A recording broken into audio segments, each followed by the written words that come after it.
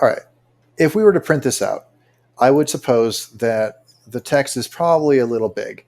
And it took me some trial and error to figure that out. Ordered a couple proof copies. Not to mention the fact that this book, with the font this size, we're looking at about 578 pages. That's pretty long. I think we can get that a little smaller. So that's again just a case of going to our paragraph styles, basic paragraphs, and shrinking our text a bit.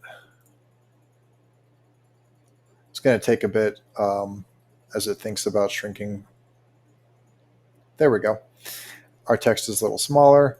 We should have lost some pages. I think we can also afford to lose some of our leading. Probably get rid of 2 of those as well. So we're at 10 and 14. And be sure that when you do that, you also double check that it's happening to your other styles, like your first paragraph.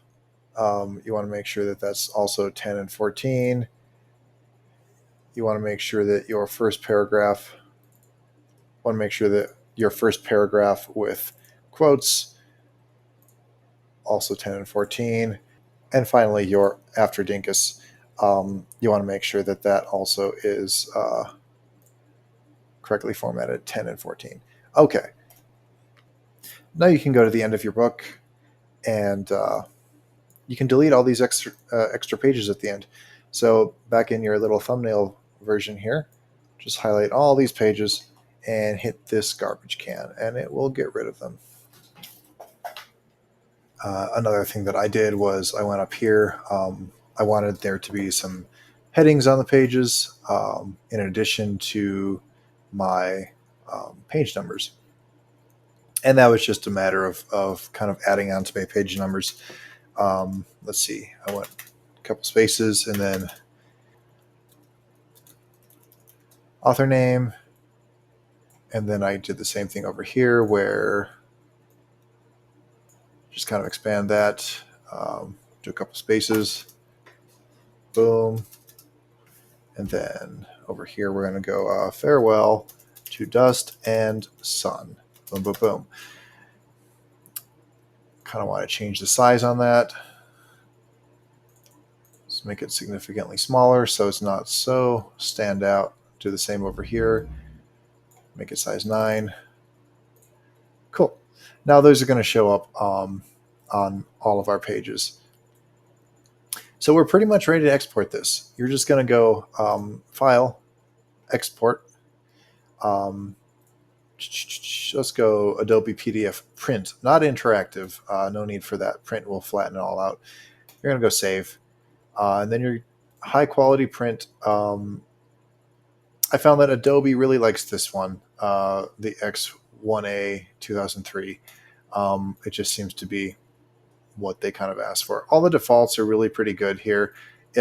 Compression, usually it won't compress any images that you have in there too much. 300 pixels per inch is fine. So default is pretty much good on that. Export.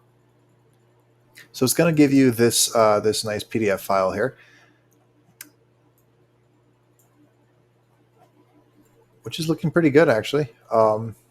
Yeah, looking pretty good actually. Now you're gonna set up your Kindle account or whatever is Ingram Spark. They all kind of work essentially the same now.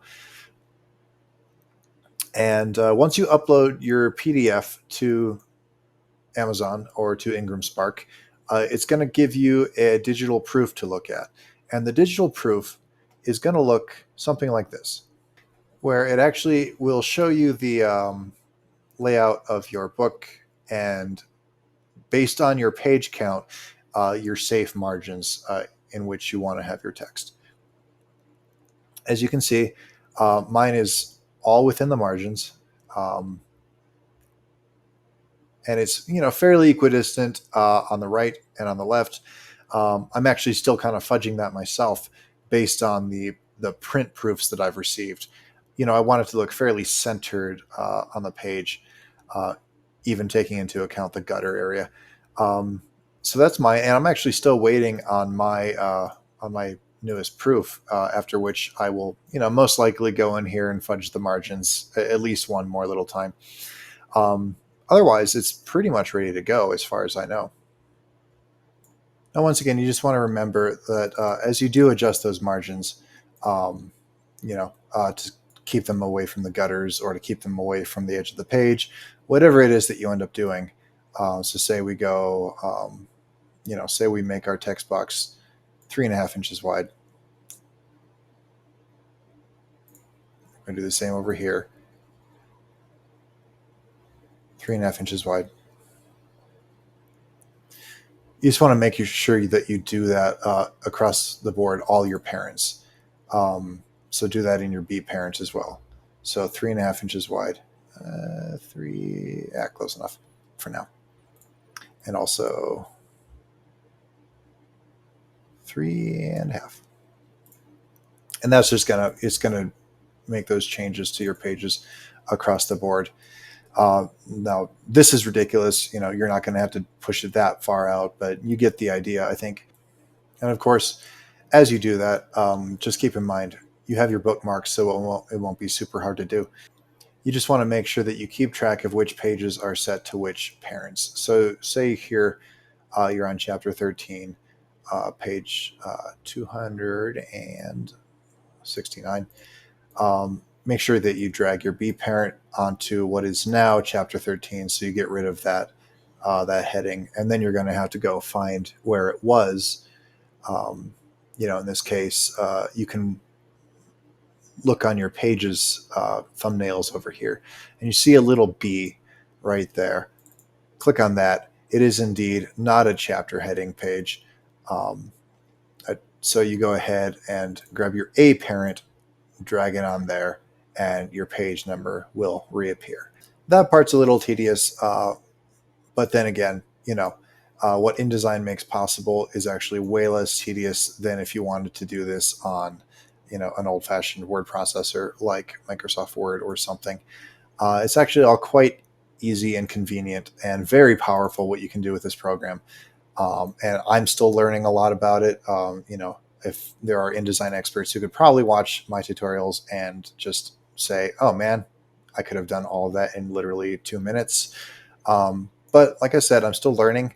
I'm happy to share what I've learned with you guys. And this has been John Broadhead and my shameless plug for my new novel, Farewell to Dust and Sun, which is coming out on September 12th on Amazon.